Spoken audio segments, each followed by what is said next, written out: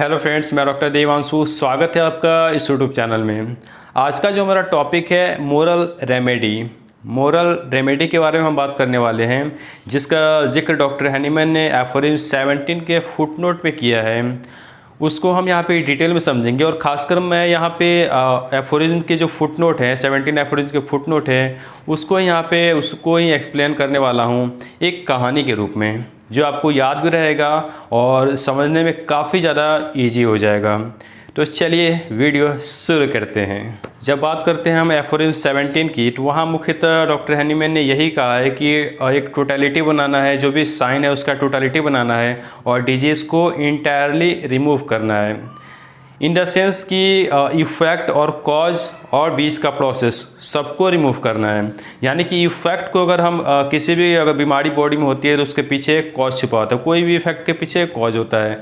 तो ओनली अगर हम इफ़ेक्ट को ख़त्म कर देते हैं, उस आउटकम को, उस डिजीज़ प्रोडक्ट को अगर ख़त्म कर देते हैं, उससे हम ना तो क्योर कर सकते हैं ना वो परमानेंट सॉल्यूशन हो सकता है। इसलिए हमको उस प्रोसेस को, हेल्दी और डिजीज़ के बीच के प्रोसेस को भी ठीक करना है और साथ में किस कारण से डेवलप हुआ है, कॉज के पीछे का भी जो कॉज है उसको यहाँ पे रिमूव करना है।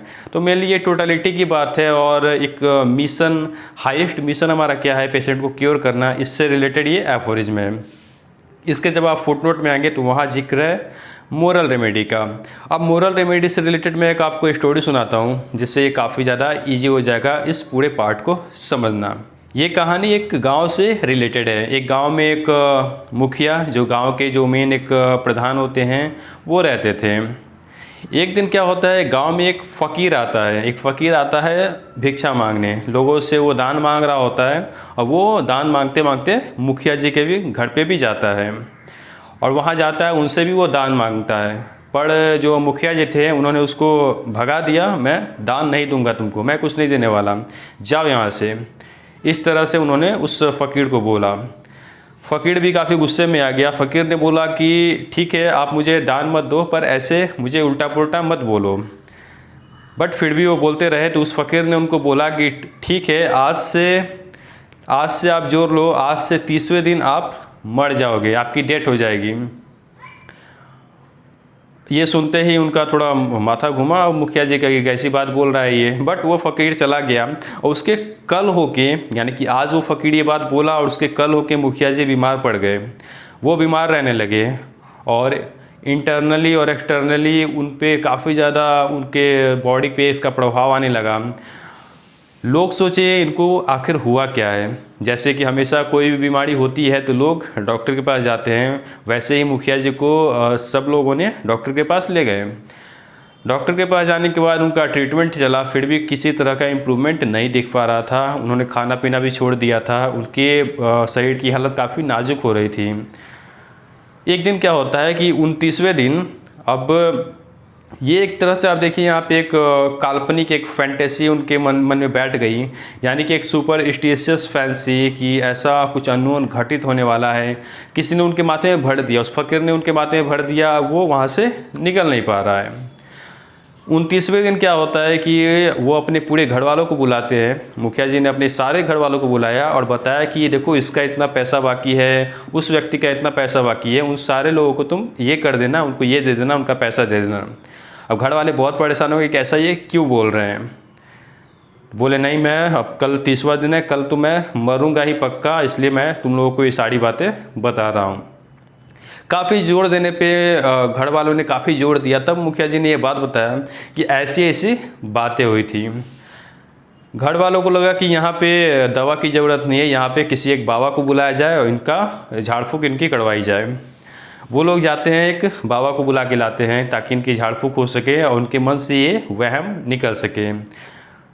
बाबा आते हैं। बाबा ने कहा आप परेशान मत होइए। मुखिया जी को कहा आप परेशान नहीं होइए, कल जो यमराज आने वाला है उससे पहले आज 29वें दिन का ये कहानी मैं बता रहा हूँ कि आज मैं उस यमराज को यहीं पे एक खूटा जो बोलते हैं, एक खूटे में उसको बांध के रख दूँगा।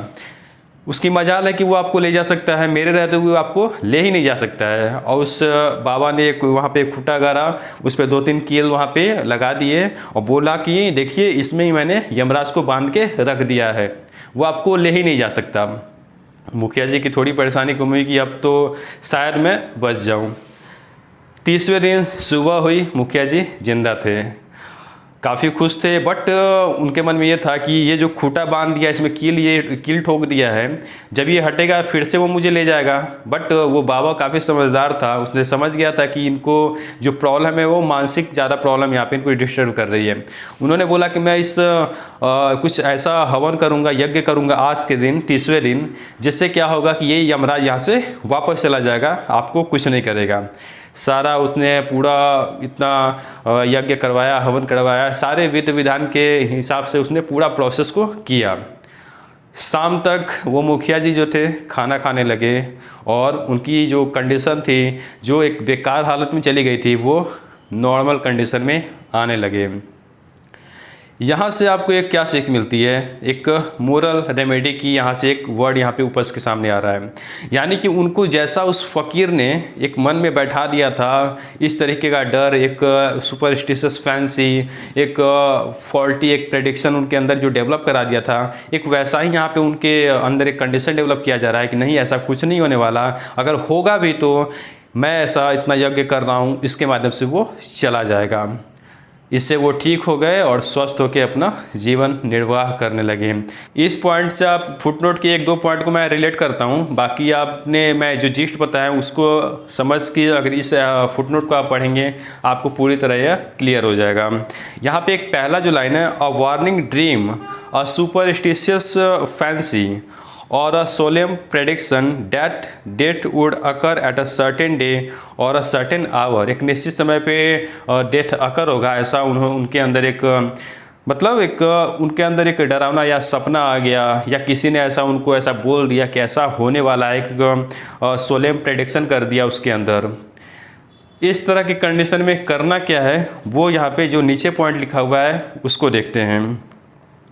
In such cases, all the morbid signs indicating of approaching death have frequently been dissipated by an identical cause। यानी कि इस तरह के जैसे भी साइन सिम्टम अगर उस पेशेंट पे डेवलप हो रहे हैं, उसको वहाँ से तभी ख़त्म किया जा सकता है जब उसी के जैसा एक ऐसा उसके अंदर इन्वायरमेंट क्रिएट किया जाए। जैसे मेडिसिन करती क्या है कि बॉडी के अंदर एक वैसा ही सिमिलर डिजीज, बट उसके नेचुरल डिजीज से स्ट्रॉन्गर रहती है, उसी टाइप का यहाँ पे एक उसी तरह का एक कंडीशन डेवलप कराना है उस पेशेंट के अंदर, देन ये प्रॉब्लम उसके अंदर से ख़त्म हो जाएगी। तो ये काफ़ी इम्पॉर्टेंट एक एफोरिज्म भी है, और इससे एक तरह से हमें गाइड ही मिलता है कि हर एक पॉइंट पे, हर एक कंडीशन में ज़रूरी नहीं है कि मेडिसिन ही हमारा साथ दे।